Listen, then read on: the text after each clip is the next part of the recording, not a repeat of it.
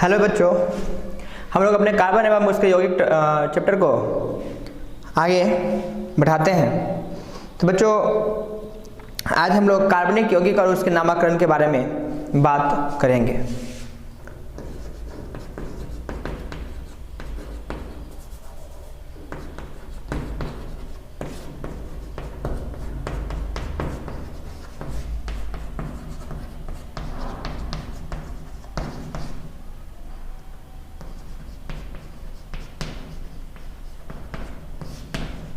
कार्बनिक यौगिक एवं उसके नामकरण। तो बच्चों ध्यान रहे, कार्बनिक यौगिक और उसके नामकरण को हम लोग दो तरीके से करते हैं। एक तो उसका साधारण नाम लिख करके, जिसको हम लोग कॉमन नेम कहते हैं,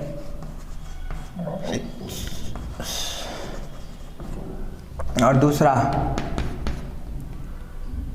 हम लोग दूसरा को कहते हैं आईयूपीएसी नेम, या उसे कहते हैं आधिकारिक साधारण नाम, छोटी का बच्चों यहाँ पर, और दूसरा को कहते हैं आधिकारिक नाम, आधिकारिक नाम, और उसी को हम लोग कहते हैं आईयूपीएसी नेम। क्या मतलब है बच्चों आईयूपीएसी का? आईयूपीएसी क्या है? तो ध्यान रहे, आईयूपीएसी जो है बच्चों एक संस्था का नाम है जो कि फ्रांस में है। कार्बनिक यौगिक से रिलेटेड किसी भी बात का या किसी भी थीसिस का, किसी भी प्रिंसिपल को वेरीफाई करने वाला यह संस्था होता है। जब तक यह संस्था किसी भी कार्बनिक यौगिक से रिलेटेड सिद्धांत को या किसी भी प्रकार के रूल को वेरीफाई नहीं करेगा, तब तक वो इस दुनिया में पढ़ने के लिए या हम लोग के सामने नहीं आ सकता है। तो बच्चों आईयूपीएसी का फुल फॉर्म होता है इंडियन यूनियन ऑफ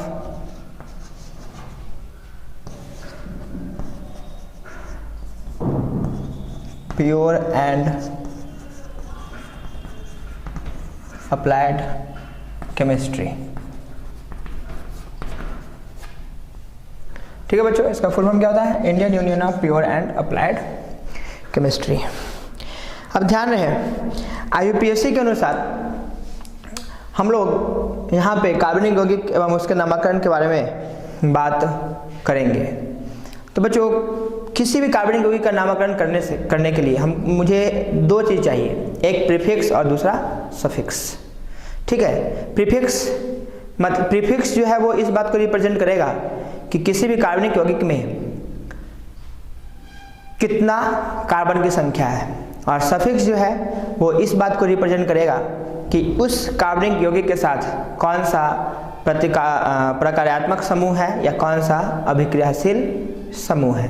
वो आपके दिमाग में चल रहा होगा कि ये प्रकार्यात्मक समूह क्या है। तो बच्चों मैं बता दूं आप लोगों को कि प्रकार्यात्मक समूह किसी भी कार्बनिक यौगिक में उपस्थित वैसा समूह है जिस पर उस यौगिक का गुण निर्भर करता है। मैं लिख दे रहा हूँ डिफिनेशन को।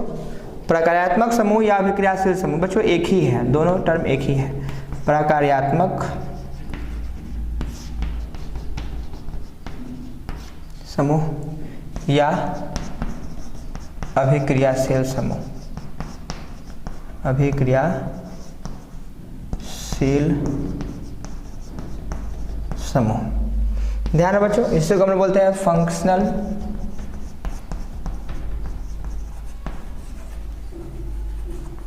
ग्रुप। अब देखिए क्या होता है प्रकार्यात्मक समूह। तो हम क्या लिखेंगे? किसी कार्बनिक यौगिक में उपस्थित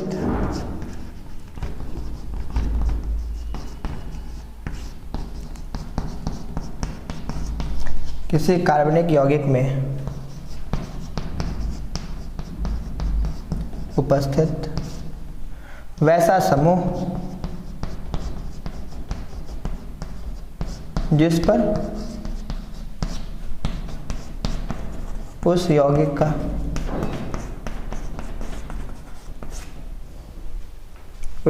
का गुण निर्भर करता है, उसे प्रकार्यात्मक समूह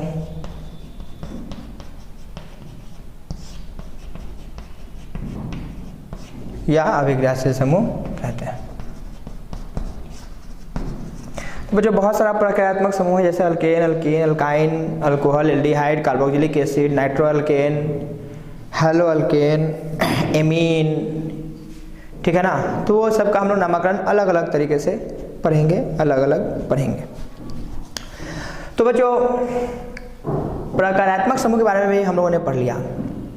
तो किसी भी कार्बनिक यौगिक में का नामकरण दो तरीके से होगा बच्चों। दोनों को जब फाइनली हम लोग मिक्स कर देंगे तो किसी भी कार्बनिक यौगिक का नामकरण हो जाएगा। तो कौन कौन चीज़ को मिक्स करेंगे? प्रीफिक्स और सफिक्स। प्रीफिक्स किस बात को बच्चों शो करेगा कि उस कार्बनिक यौगिक में कार्बन की कितनी संख्या है, और सफिक्स किस बात को शो करेगा कि उस कार्बनिक यौगिक में कौन सा प्रकार्यात्मक समूह दिया गया हुआ है। तो बच्चों जैसा कि हम लोग जो समाज में रहते हैं वहाँ पे अलग अलग धर्म, जाति और समुदाय के लोग हैं। तो अलग अलग जाति के लोगों का अलग अलग टाइटल होता है। तो नाम तो ठीक है, लेकिन टाइटल से क्या समझ में आता है कि वो कौन से कास्ट के हैं, किस गुण के होंगे, मतलब उनके जाति पे उनका गुण क्या होता है निर्भर करता है। तो मतलब मेरा यहाँ पर सेंस गलत नहीं है, कहने का मतलब है ये कि हम लोग कह सकते हैं कि जैसे जो हमारा कास्ट होता है, जो हमारा सफिक्स होता है, उस पर पूरे जाति का गुण जो है निर्भर करता है। उससे पूरा जाति का क्या, पूरे समुदाय का बोध होता है। तो ध्यान रहे उसी प्रकार से प्रीफिक्स यानी कि सफिक्स किसी भी फंक्शनल ग्रुप का कह सकते हैं कि कास्ट होता है। मतलब वो जैसे ही लास्ट में लग जाएगा, उसका जैसे ही वो सफिक्स उस फंक्शनल ग्रुप का सफिक्स जैसे ही लगेगा तो हम लोग कहेंगे कि ये इस फंक्शनल ग्रुप का कार्बनिक कंपाउंड है, कार्बनिक यौगिक है। तो बच्चों उसके लिए कुछ प्रीफिक्स हम लोगों को पढ़ना पड़ेगा, ठीक है ना, जिसको हम लोग क्या कहते हैं, प्रीफिक्स क्या है, ये शो करेगा कि कार्बनिक यौगिक में कार्बन की कितनी संख्याएं हैं।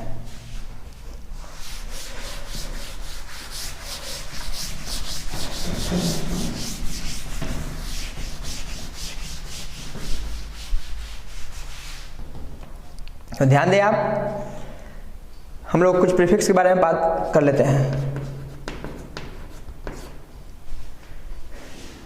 कार्बन परमाणुओं की संख्या,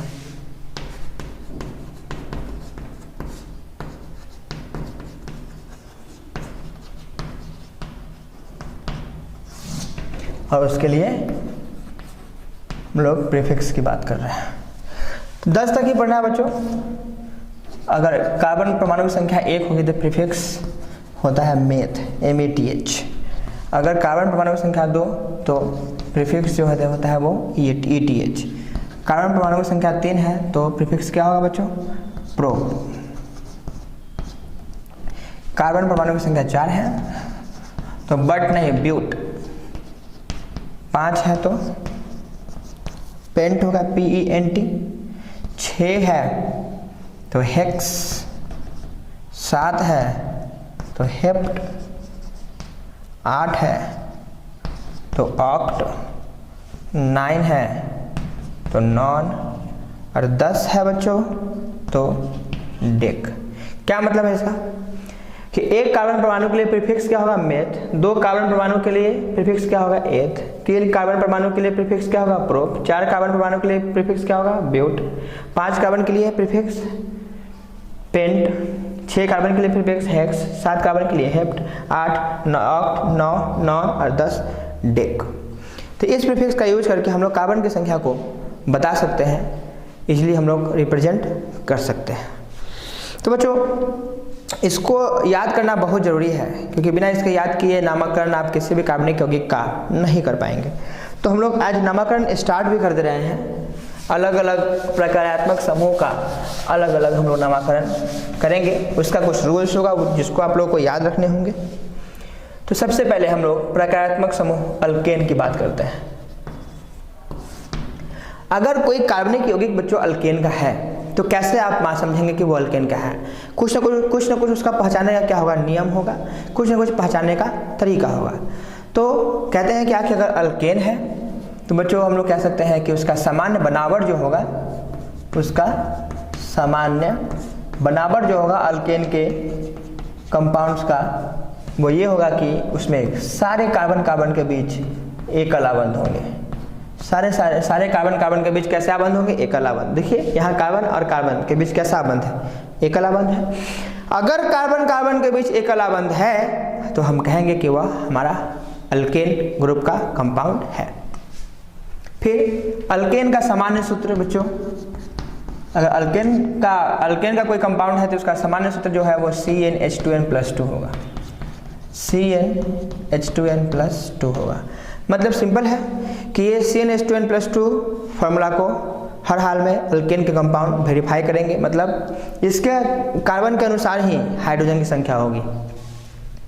फिर हम लोग सफिक्स की बात कर लेते हैं। क्या सफिक्स होगा?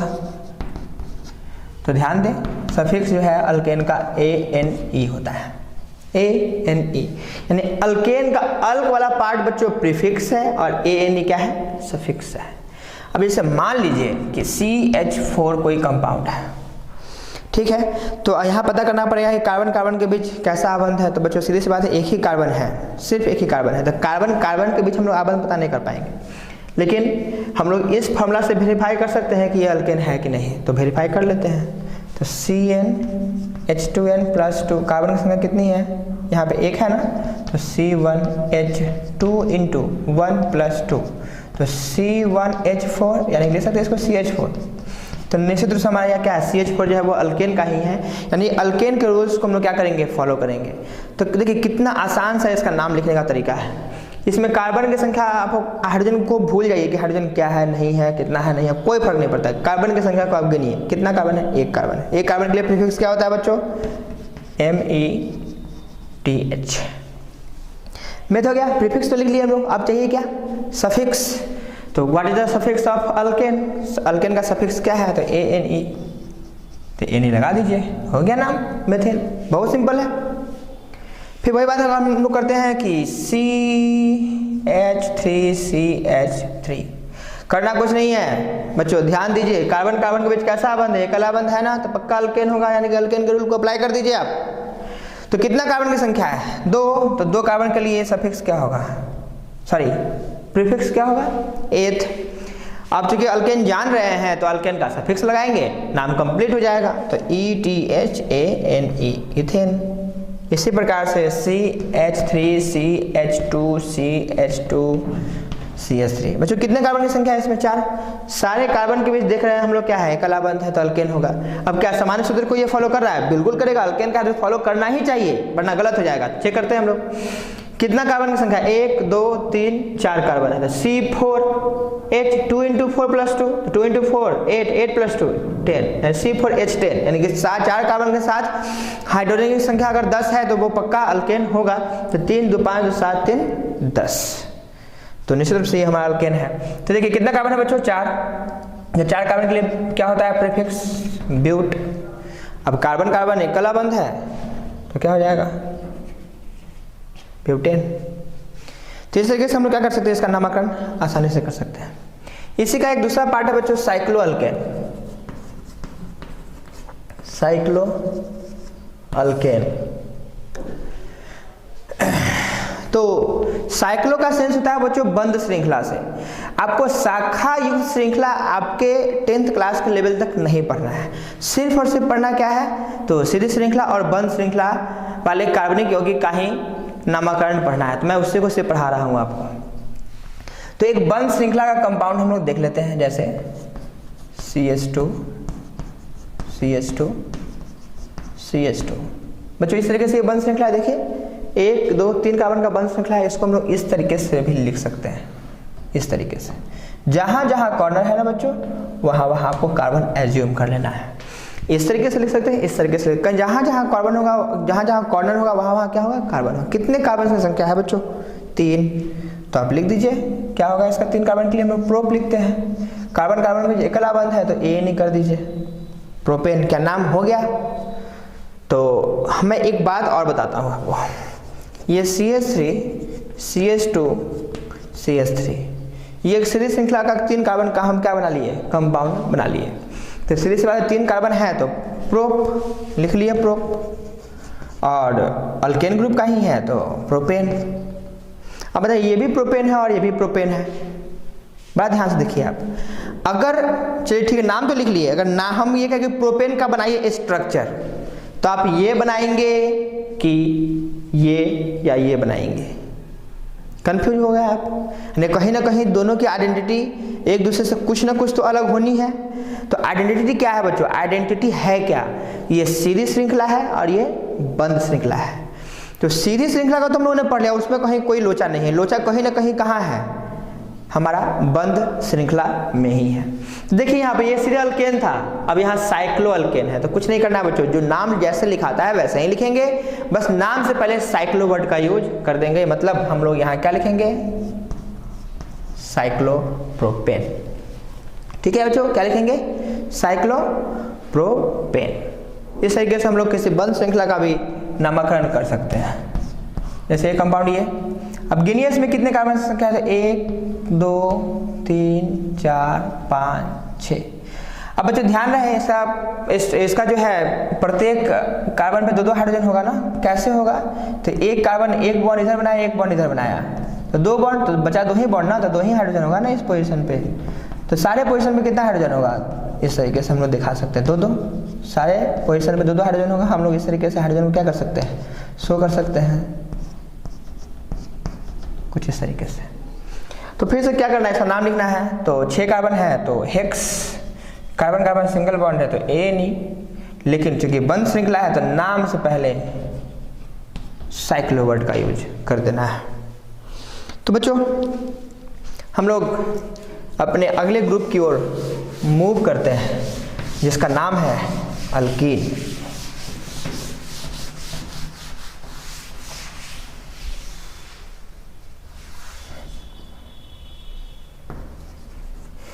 इसका सामान्य बनावट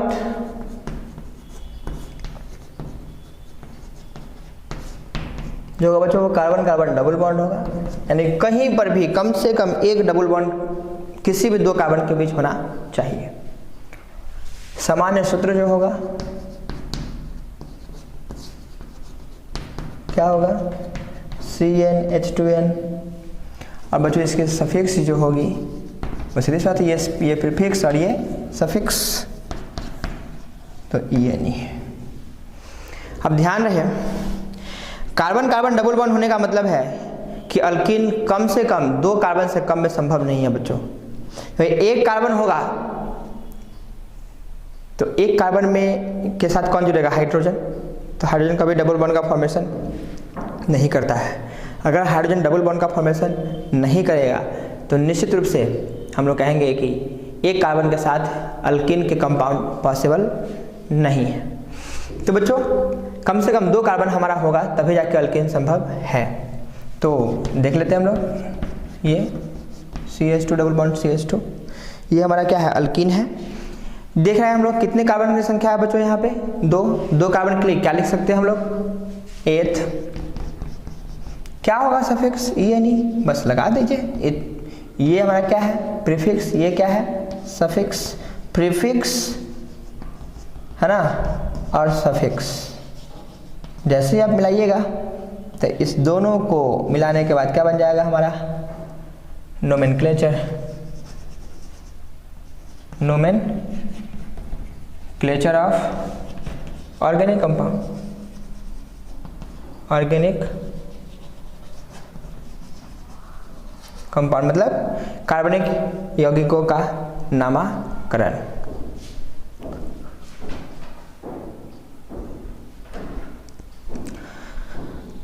तो बच्चों हम लोग एक और एग्जांपल देखते हैं।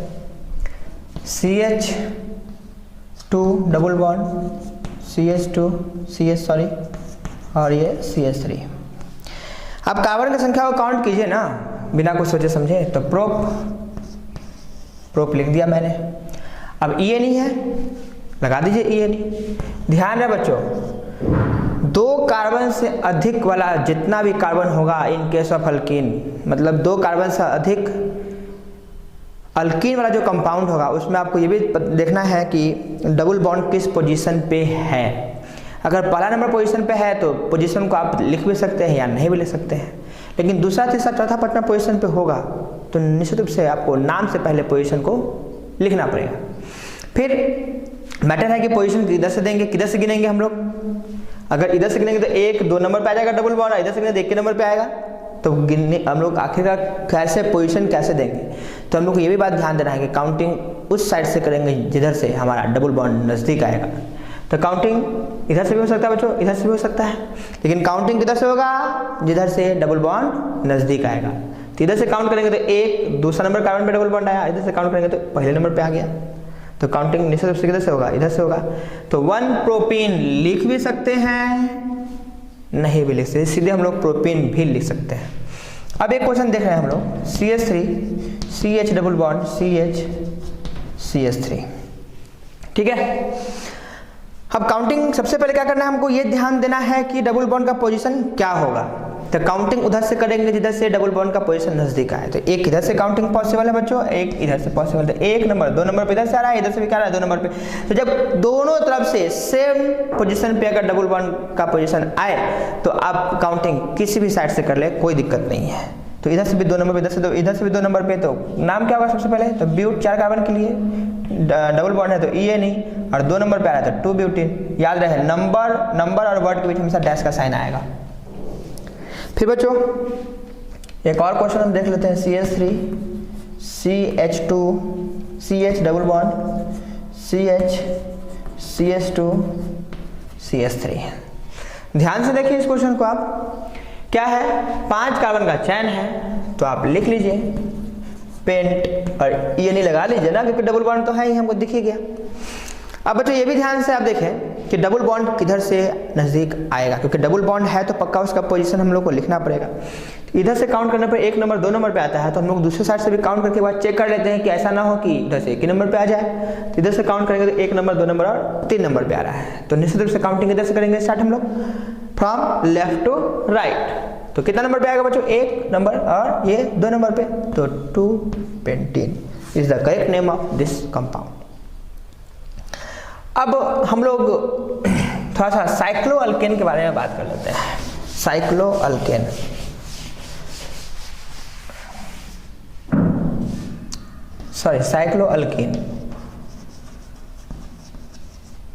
साइक्लोअल्कीन बड़ा आसान सा बात है बच्चों, जैसा नाम लिखते हैं वैसे लिखिए और पहले साइक्लो लगा दीजिए। अब ध्यान रहे डबल बॉन्ड में सबसे अच्छी बात क्या है कि डबल बॉन्ड का पोजीशन लिखने की आवश्यकता नहीं, क्योंकि वो हमेशा एक ही नंबर पे आएगा। क्योंकि काउंटिंग कहाँ से करेंगे, तो जहाँ से सबसे नजदीक काउंटिंग वहीं से करेंगे, तो काउंटिंग वहीं से कीजिए ना जहाँ पर डबल बॉन्ड वाला कार्बन है। तो यहाँ से कीजिएगा तो 1 2 3 4, तो 1 नंबर पे आया तो 1 नंबर लिख भी सकते हैं, नहीं भी लिख सकते हैं, तो छोड़ ही दीजिए, लिखने का कोई कष्ट करने की आवश्यकता नहीं है। तो 4 कार्बन, तो क्या ब्यूटीन, तो इससे पहले क्या लगा देना बच्चों, साइक्लोब्यूटीन। 5 कार्बन का चैन, 1 डबल बॉन्ड, तो क्या हो जाएगा, साइक्लो पेंटीन हो जाएगा ना, 5 कार्बन है, ये क्या हो जाएगा बच्चों, साइक्लोहेक्सिन। ध्यान रहे, फिर दिमाग में चल रहा होगा सर 1 डबल बॉन्ड आया, 2 डबल बॉन्ड भी तो हो सकता है, तो हो बिल्कुल सकता है, लेकिन वो आप लोग के सिलेबस में नहीं पढ़ना है।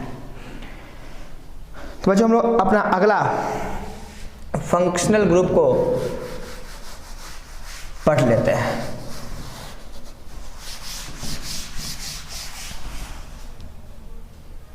सामान्य बनावट, कार्बन कार्बन ट्रिपल बॉन्ड, ये हमारा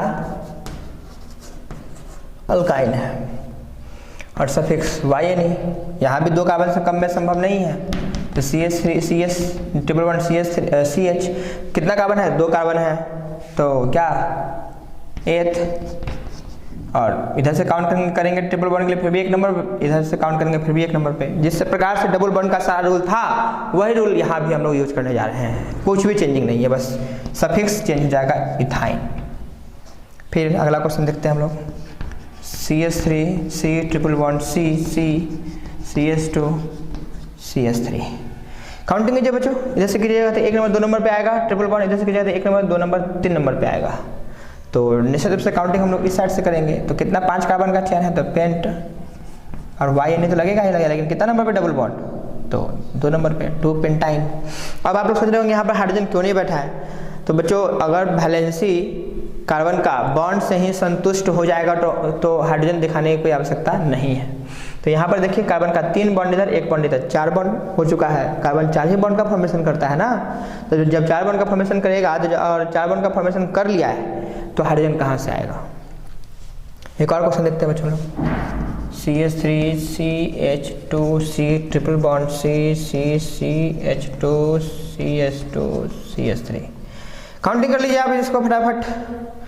तो कितना कार्बन है, 3 4 5 6 7, तो बड़ा आसान सा बात है, हेप्ट आइन हो जाएगा बच्चों, ये हमारा प्रीफिक्स और ये सफिक्स। लेकिन कितना नंबर पे ट्रिपल बॉन्ड, तो इधर से काउंटिंग करेंगे तो 1 2 3 4 नंबर पे आएगा ना, इधर से करेंगे 1 नंबर 2 नंबर 3 नंबर। तो मैंने बताया है काउंटिंग उधर से करना है जिधर से अल्की डबल बॉन्ड या ट्रिपल बॉन्ड क्या है, नजदीक है, तो ट्रिपल बॉन्ड इधर से नजदीक आ रहा है तो काउंटिंग इधर से होगा, तो 3 हेप्टाइन। इस तरीके से हम लोग अल्काइन के कार्बनिक कंपाउंड को इजीली नोमेनक्लेचर लिख सकते हैं, दिखा सकते हैं, बता सकते हैं। तो बच्चों हम लोग अपने अगले क्लासेस में अल्काइन से आगे हम लोग बढ़ेंगे। तो आज के लिए इतना ही रहने दीजिए। Thank you.